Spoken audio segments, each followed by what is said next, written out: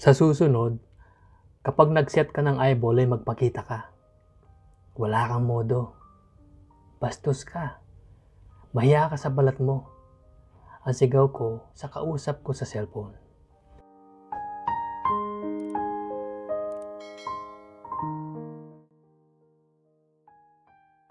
Nawala sa loob ko na sakay na pala ako ng isang taxi na aking pinara. Nang hindi ako siputin nung ka-eyeball ko noong hapon na yon. Galit na galit ako dahil nag-upset pa naman ako sa opisina. Para lamang makita siya. Noong isang gabi na nakipagsundo na magkikita kami sa may SM Bikutan. Taga Paranaque daw siya at taga Makati ako kaya mas convenient sa amin ang lugar na yon. Subalit ni anino ng lalaking yon ay hindi ko nakita.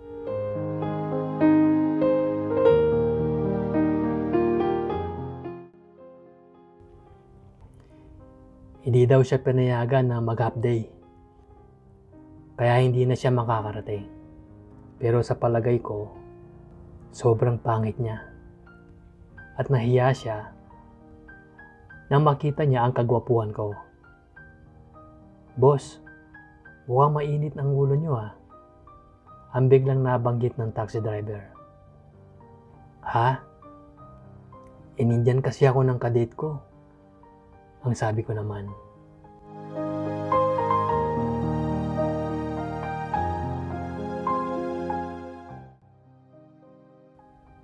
Sa forma mo yan na-Indian ka pa pala ng kadate mo? Hindi ba siya nanghihinayang na hindi siya sumipot? Ang sabi ng driver, na tila binibiro na ako. Hindi naman kuya.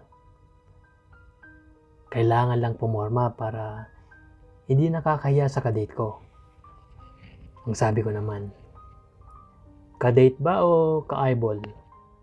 Ang tanong ng driver sa akin. Pareho lang yon. Kapag nagustuhan ko siya, ay magde-date na rin kami. Ang sabi ko naman sabay ngiti sa driver. Mukhang lalaki yung boses ng kausap mo sa cellphone. Ang dugtong pa ng driver. Nambutla ako nang marinig ko yon. Booking, ang nasabi ko sa sarili ko.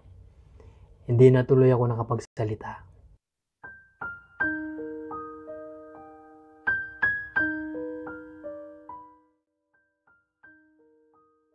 Saan nga pala tayo?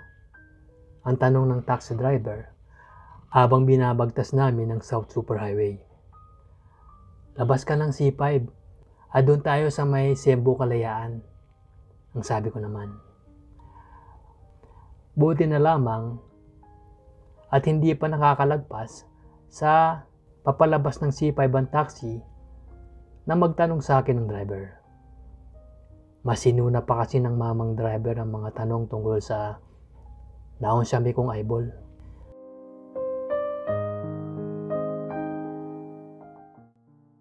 Gwapo din ba yung ka-eyeball mo sana? Ang tanong na naman ng driver. Ewan ko kuya, ayaw magpakita ng picture niya sa akin sa internet eh. Pero maganda ang boses. Ang sagot ko naman. Gano'n naman talaga. Kung maganda ang boses, ay for sure hindi gwapo sa personal. Ang sabi naman ng driver. Hindi naman po lahat. Bakit ako maganda ang boses? Ang biro ko sa driver. Totoo yun. Tingnan mo ko. Pangit boses ko pero gwapo ako.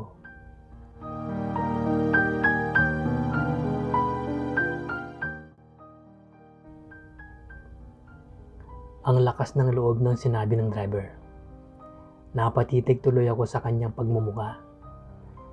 Hindi naman nagsisinungaling ang driver na yon.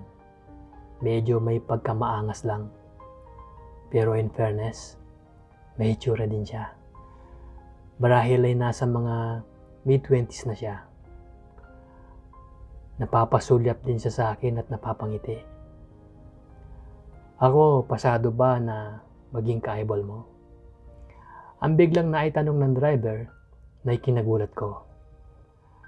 Bakit naman po kayo makikipag-eyeball sa akin? Hindi po ba kayo Kontento sa misis nyo? Ang tanong ko sa kanya.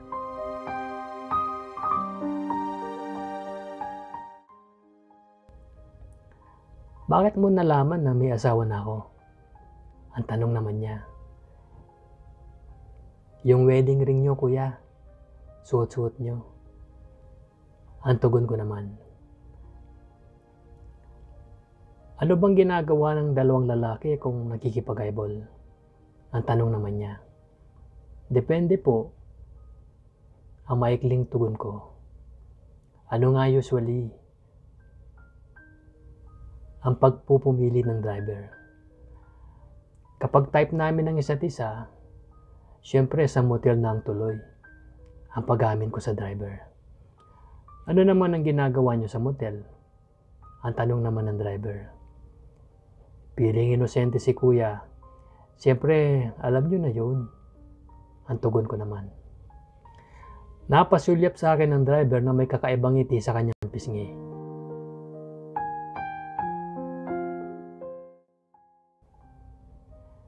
Mukhang malaki yan, kuya.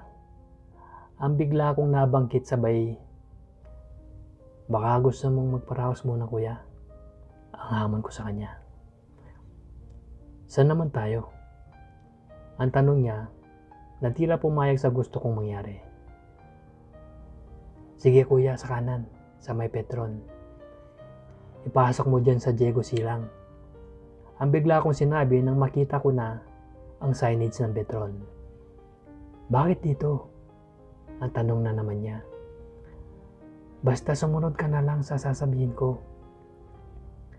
Ang sabi ko naman, buti na lamang at walang guard na sumita sa amin. 3:00 pa lamang ng hapon yun. Subalit medyo umuulan kaya marahil walang guard na nag-aabang sa buka ng daan. Umanap kami ng parking slot na walang makakapansin ng gaano sa amin. Nakakita kami sa may likuran ng mga building na nakaharap sa pader na meron din nakapark na mga sasakyan. Pagpark namin, ay biglang lumakas ang ulan. Timing naman yun dahil sa talagang hindi kami mapapansin sa loob ng taxi. Ano nang gagawin natin dito? Ang tanong ng driver sa akin. Akong bahala sa'yo. Ipahiga mo lang ang sandalan mo. Ang sabi ko naman.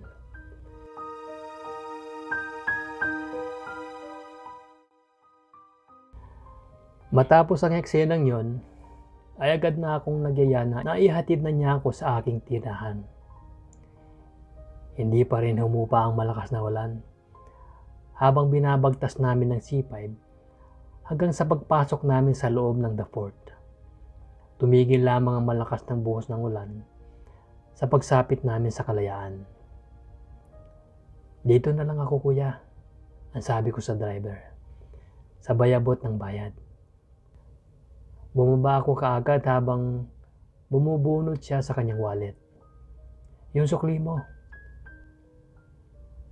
Ang bigla niya nasabi nang makababa na ako bago ko pa man naisara ang pintuan. Okay na po kuya, tip ko na yan. Ang sabi ko naman. Salamat, ang sabi naman ng driver. Ako nga dapat na magpasalamat.